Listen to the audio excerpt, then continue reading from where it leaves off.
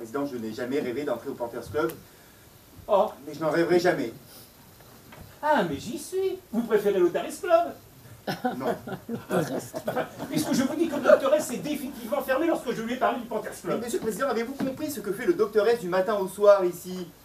Diriger les êtres humains vers la vie ou vers la mort, passer les Ah destins. non, ah non, ah non, ne me dites pas que vous avez cru la théorie foireuse et fumeuse de cette tireuse de cartes à la gomme. Oui. Un endroit entre la terre et le ciel où nous attendrions que notre sort se décide, vivre ou mourir par l'ascenseur. Eh ben, un hôtel entre deux mondes, en quelque sorte. Oui. Mais quelle naïveté! Mais pourtant, j'avais cru que vous aussi... Mais je fais semblant! La carte ancienne le croit, les autres pensionnaires le croient. Tiens, le Dr S laisse croire pour pouvoir faire son travail. Moi-même, je ferai semblant d'y croire jusqu'au bout. Il ne faut surtout pas les contrarier. Bon. Et selon vous, où sommes-nous? Eh ben, dans un asile d'aliénés. Ah. Ben oui, c'est évident, il n'y a que des fous ici. Bon, qu'est-ce que vous y faites alors? Une erreur d'aiguillage. Après mon choc, l'ambulance qui m'a transporté a dû se tromper de service. Mais c'est ce que je me tue à répéter depuis 2 jours au Dr S. Et comment expliquez-vous que je ne souffre pas de ma cheville? Et que Laura, qui d'habitude ne se déplace qu'en fauteuil, puisse marcher, danser, tourner? Les pouvoirs de l'autosuggestion. Et que vous-même, dans votre chambre, puissiez entendre votre fils et votre femme et vos 2 fils? Oui, bon d'accord. Bon, effectivement, ça c'est étrange, mais enfin, il doit bien y avoir une explication. Ah, l'explication, c'est justement ce que vous niez. Mais non, allons, mais ce n'est écrit nulle part, ça, et quoi, soyons sérieux. Et si, comme moi, vous aviez fait vos études religieuses, eh bien, vous le sauriez. Nous montons directement devant Dieu. Et n'est-il pas possible que Dieu soit juste à l'étage d'après? Mais ce n'est pas dans les textes. Enfin, mais regardez autour de vous, cette réception, ces bancs, cet ascenseur. Eh ben, ça n'existe pas, tout ça n'existe pas. Je suis absolument Et formel. moi, n'existe pas? Non, absolument, je suis absolument formel.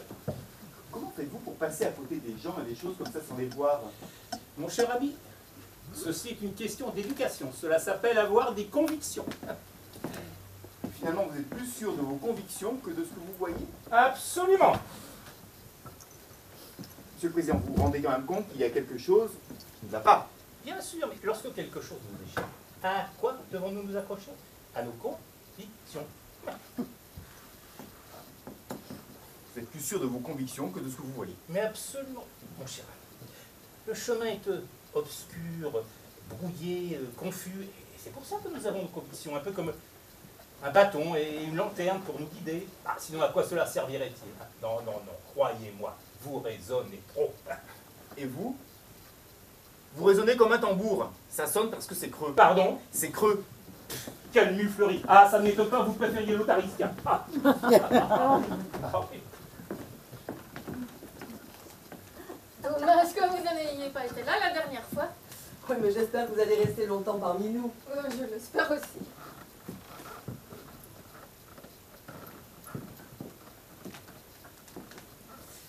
Laura, c'est plus difficile maintenant. Oui. Je ne sais plus trop quoi dire. Laura, c'est un amour sans avenir. L'avenir ne compte pas. Tu as raison. Voilà. On y arrive. On n'a plus besoin de se parler.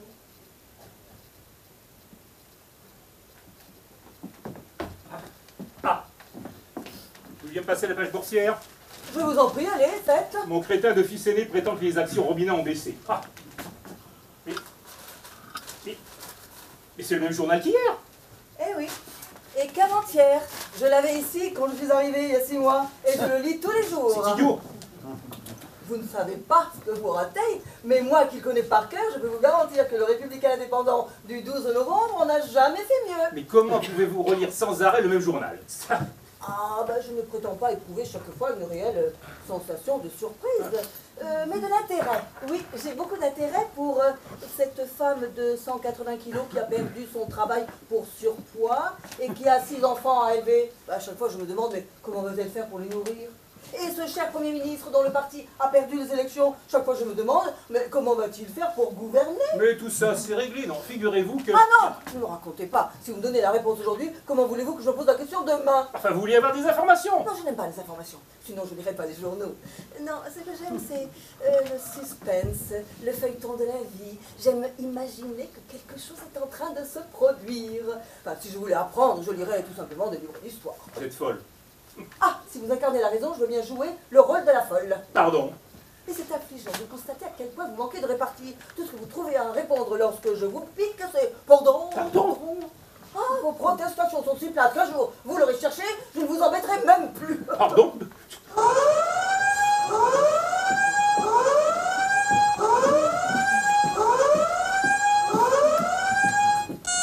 Monsieur le Président, c'est votre tour.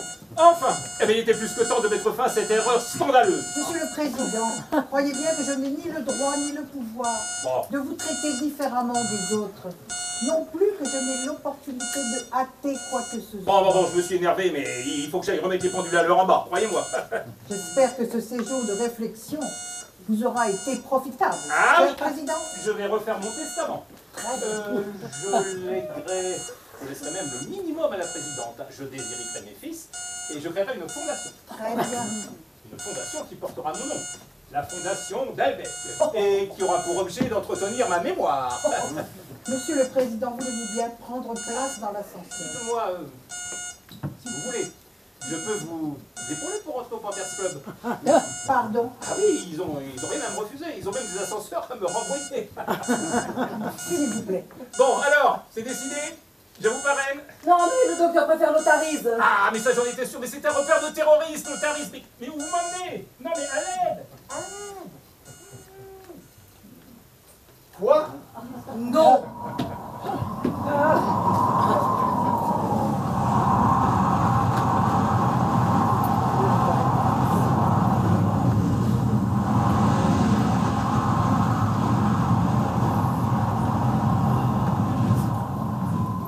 C'est pas possible, j'en crois pas mes yeux. Enfin, il a droit à un second tour, lui. Il s'est remis de son choc. Le Président jouit d'une très bonne santé. Évidemment, il n'y a pas de salut sans bonne santé. N'oubliez pas qu'il n'a été renversé que par un vélo. Ah, alors donnez-moi l'adresse du cycliste que je lui achète un tank. Alors, vous faites mourir Marie et vous ressuscitez le président? Moi, ça n'a aucun rapport. La mort n'est ni un châtiment, ni une récompense. Chacun de vous voit dans sa mort une affaire personnelle. C'est ridicule. Nul n'y échappe. Pour parler votre langage, je dirais que je n'ai jamais rencontré quelqu'un qui méritait de mourir. Donc vous ne recevez jamais d'assassin? Souvent, il meurt de mort violente. Pour le président, il n'est pas encore là. Et pour ma fille, hein? Pour ma fille à 20 ans, c'était l'heure? Nous en avons déjà parlé. Vous savez très bien ce que j'en pense. À 10 ans, 20 ans, 80 ou 100 ans, c'est toujours la même vie qu'on perd. La vie est un cadeau qui est fait à tout le monde. La mort est également donnée à tout le monde. Le président est une personne comme une autre. D'accord, je veux bien respecter tout le monde, mais j'ai simplement du mal à respecter ceux qui ne respectent personne. Vous aviez une fille? Non, c'est... Dites Laura, ils vont vous sortir de l'état où vous êtes en bas? Dites-moi. Cela ne dépend plus d'eux, ils attendent un cœur pour me greffer. Tu es inquiète? Non, pas du tout. Vous êtes très forte.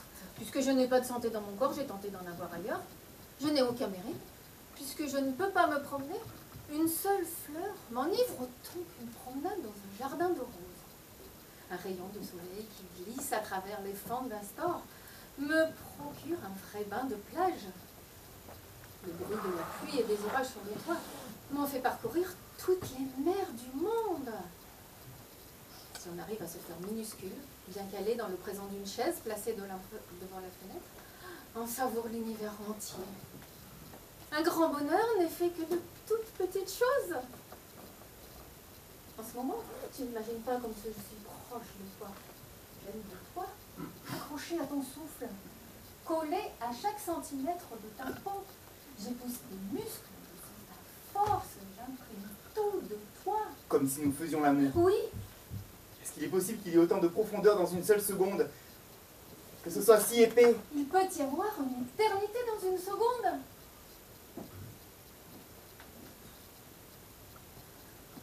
Laura? Laura, qu'est-ce qui se passe? Je ne sais pas. Tout d'un coup, c'est devenu trop fort. Je suis épuisée. Viens, il faut se reposer. Viens dans ta chambre. On va nous séparer. Julien, ça va être terrible. On va nous séparer. Arrête. Viens, il faut avoir confiance. Rien ne dure, Julien, je le sais, on va nous arracher. Viens.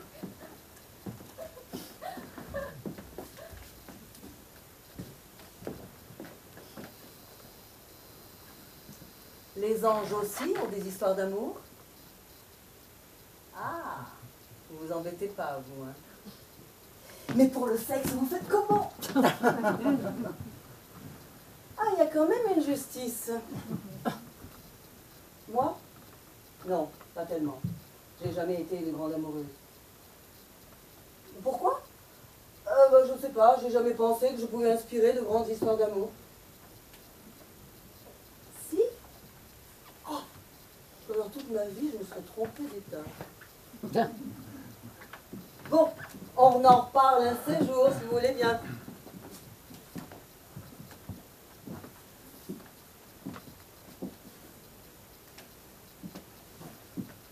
Je voudrais vous parler. Vous avez des nouvelles de moi? En bas? Oui. Ce que je vais faire sort de mes attributions. Selon le règlement, je n'ai pas le droit de vous parler, mais vous êtes ici depuis 6 mois et je me suis attachée à vous. Ça sent le brûlé, ce que vous me dites là. Il n'y a aucun progrès notable dans votre état. L'équipe médicale songe à vous débrancher. Je suis désolée. C'est un rude coup. Ah, vous pouvez le dire. Se faire débrancher comme un vulgaire sèche-cheveux. Vous savez pas que j'étais tombée aussi bas, que ma vie ne dépendait que d'un fil dans une prise à la merci d'un infirmier qui pouvait s'y prendre les pieds? Mais qu'attendent-ils? La permission.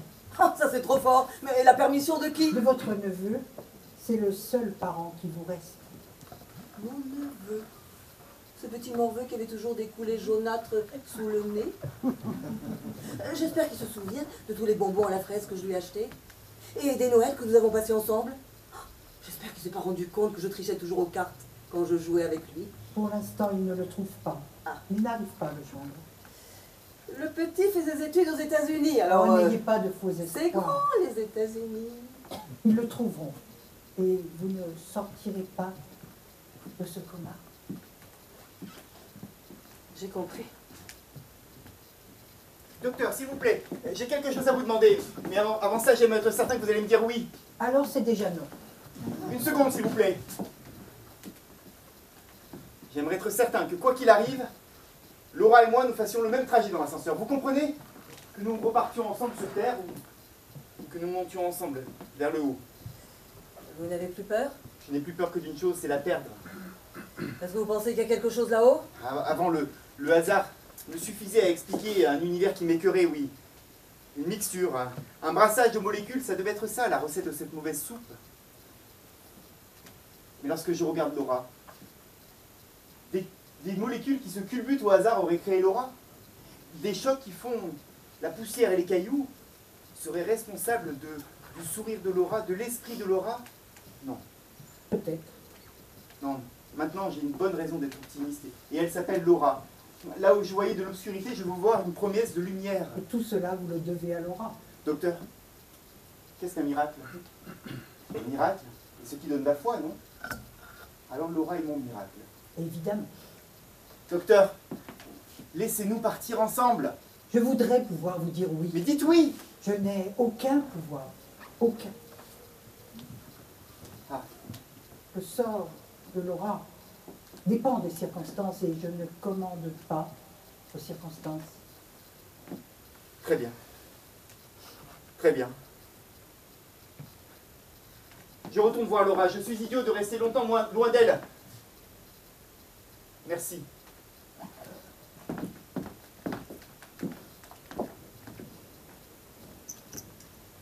Rude métier, hein, docteur?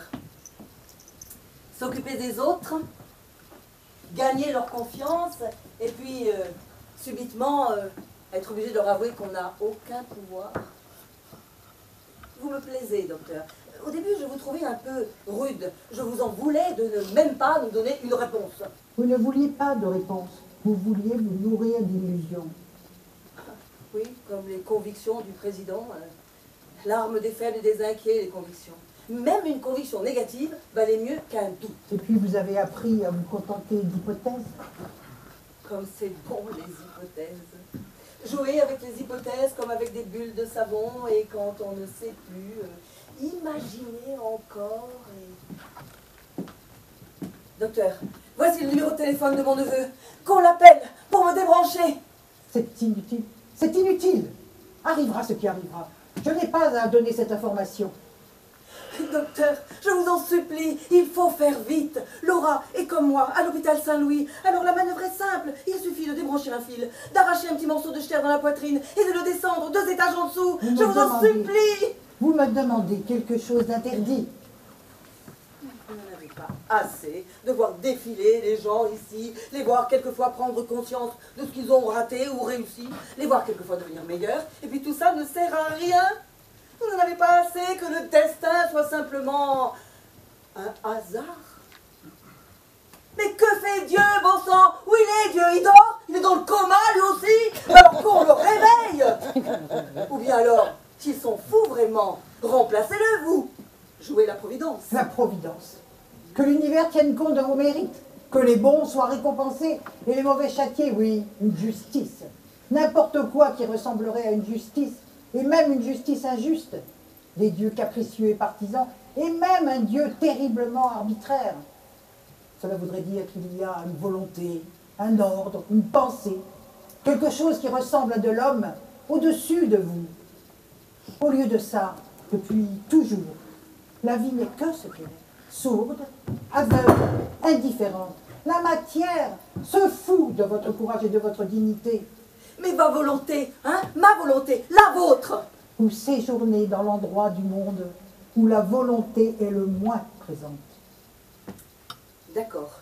L'ordre des choses suit ses propres lois de composition et de décomposition. Mais est-ce qu'une fois, rien qu'une fois, vous ne voudriez pas mettre volontairement un petit grain de sable différent dans cette machine indifférente? Un tout petit grain de sable minuscule, tout simplement humain, pour en finir avec le hasard, hein? Et puis, imaginez la volupté d'enfreindre le règlement. Pourquoi ne pouvez-vous vous empêcher de mêler des sottises à des réflexions intelligentes? Quand j'étais enfant, j'allais souvent dans le jardin et je montais sur le cerisier tout en haut. Et là, je dominais le village et je me sentais différente, supérieure. Je me disais, si je veux, je peux m'arrêter de respirer. Et je retenais ma respiration. D'autres fois, je me disais, si je veux, je ne mourrai pas. Évidemment, sur le moment, c'était facile, il n'y avait rien à faire. Hein. Plus tard, j'ai compris que je n'y échapperai pas. Inéluctable. Eh bien voilà la première leçon que j'ai apprise chez vous, docteur. C'est accepter l'inéluctable. Maintenant, j'aimerais qu'on se serve de moi pour faire vivre la petite Laura. Mon cœur battra à la place du sien. J'aurais fait le cadeau de ma mort. Et voilà maintenant la deuxième leçon que j'ai apprise chez vous, c'est aimer l'inéluctable.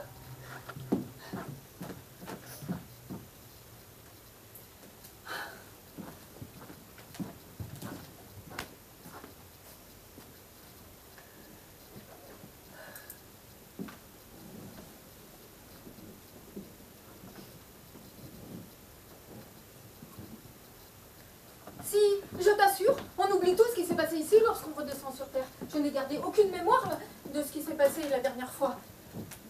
La mémoire ne m'est revenue que lorsque lorsque les portes de cet ascenseur se sont ouvertes.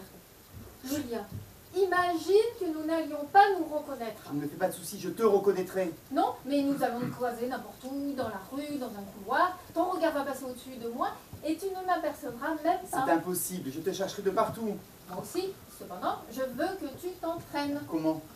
Je sais une chose que même le docteur S ignore. La dernière fois, lors de mon dernier séjour, lorsque il y a un Juan a dansé avec moi et Il était tellement heureux de se retrouver souple, libéré de ses traumatismes, qu'il avait envie de danser. Comment? Je lui ai servi de partenaire, finalement, il n'a jamais dansé. Bon, soit. Lorsque je suis redescendue sur terre, j'ai oublié ce détail, j'ai oublié les moines, et mon pied ne s'arrivait pas. Je les esquissais malgré moi. On oublie tout ce qui s'est passé ici lorsqu'on redescend sur terre. Mais la peau en garde la trace. Nous devons nous entraîner. Je veux être sûre que nos corps se reconnaissent. Si tes mains ne sentent pas ça, ce n'est pas moi. Je t'aime. Sans mes cheveux. Un parfum de myrtille et d'herbes fraîchement coupées. Si tu ne sens pas ça, ce n'est pas moi. Je t'aime. Regarde mes yeux. Des fils verts et violets. Combien? Impossible à dire, il y en a plus de 1000. S'il y en a moins de 1000, ce n'est pas moi. Laura, je te reconnaîtrai. Julien, il faut que je vous parle dans votre chambre. Très bien.